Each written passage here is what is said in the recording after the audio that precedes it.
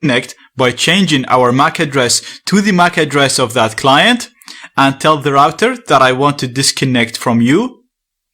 Then we're going to pretend to be the router, again by changing our MAC address to the router's MAC address, and tell the client that you requested to be disconnected, so I'm going to disconnect you.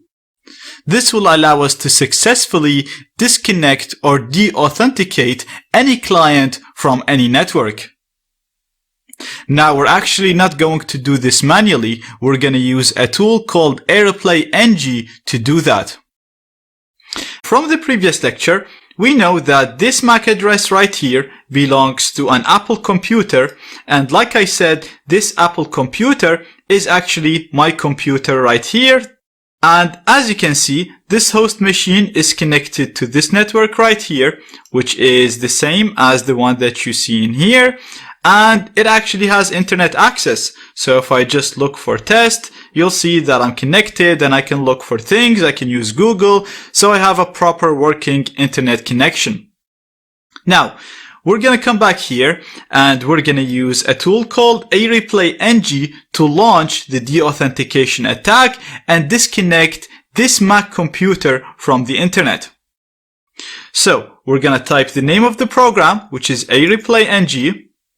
We're going to tell it that I want to run a de-authentication attack. Then I'm going to give it the number of de-authentication packets that I want to send. So I'm going to give it a really large number so that it keeps sending these packets to both the router and the target device. Therefore, I'll disconnect my target device for a very long period of time. And the only way to get it back to connect is to hit Ctrl+C and quit AirPlay-NG. Next, I'm going to give AirPlay-NG the MAC address of my target network. So I'm going to do -A and give it the MAC address, which I'm going to copy from here.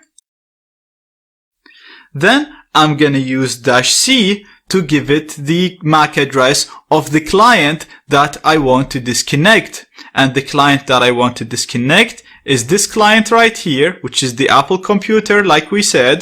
So I'm going to copy it and paste it here. If your target network runs on the 5 GHz frequency, then you'll have to add -D to the command